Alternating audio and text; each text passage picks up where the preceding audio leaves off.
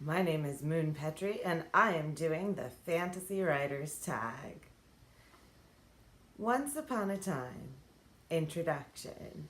What fantasy projects are you working on? I have something put aside that I am hoping to do more revision on later in the summer.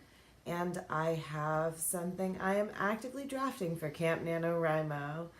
And they are both portal fantasies. But the one I'm working on right now spends a lot of time in a contemporary setting. In a small town, sort of any town USA, but a small town that has some secrets. The Fellowship, your writing community. Question 2, the Samwise to your Frodo. Who has been your biggest support on your writing journey? I'm going to say my oldest child, who is always my first reader and a source of many ideas and a ton of inspiration. Question 3, the journey to Mordor. What has been the biggest obstacle on your writing journey? So, my oldest child is a lot older than my younger two, and they are very close in age. So I had been writing the previous book that's in revisions now for a while when my middle child came along, kept trying to write, usually around midnight in total exhaustion. Then my youngest came along and basically didn't sleep. So I had to take a break for a little while until we got that sorted out. And so children have been my biggest obstacle, but also my greatest joy. Love of Pottermore. 4, what house do you belong to? I am a Hufflepuff. 5, what house would your main character belong to?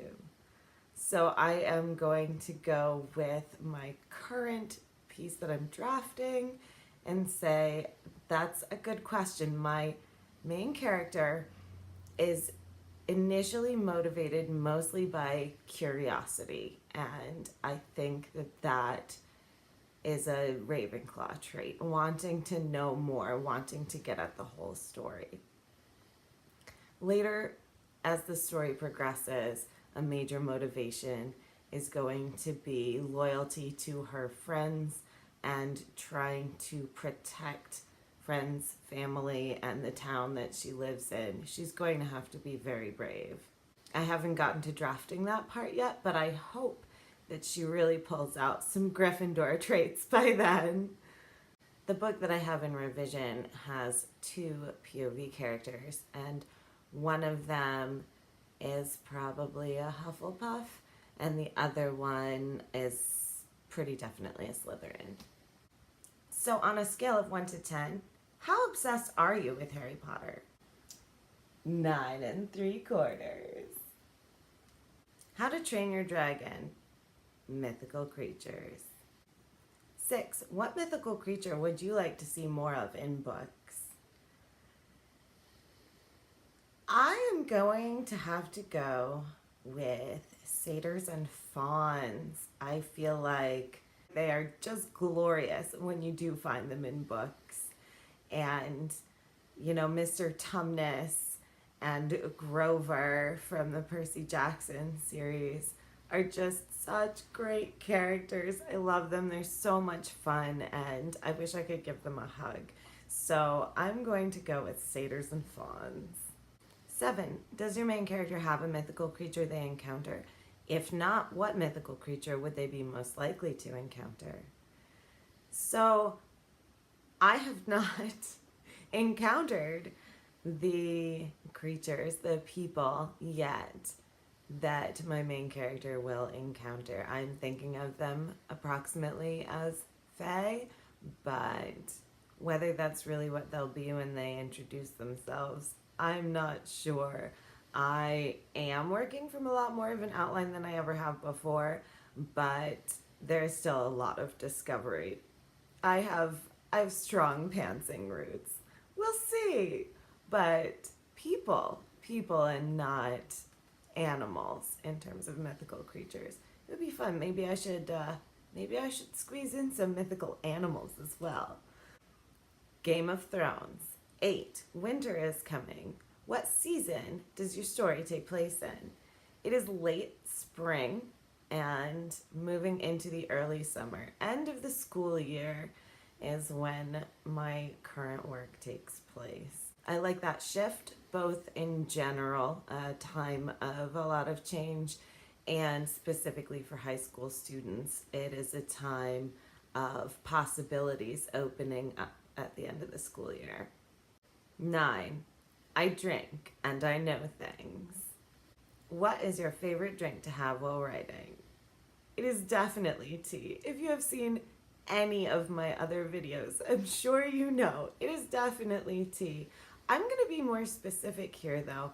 I like very strong black tea, and I usually drink PG Tips. As You Wish, The Princess Bride. Question 10. If granted one wish to spend an afternoon with your favorite fantasy author, who would it be and why? All right, clearly I am a big Harry Potter fan. I'm a ridiculous Harry Potter fan. But I'm going with C.S. Lewis because I think that right now there's a lot of access to authors who are currently alive. And with J.K. Rowling, you can follow her on Twitter. You can read a million interviews with her, see video interviews with her. And C.S. Lewis did not live in the age of oversharing.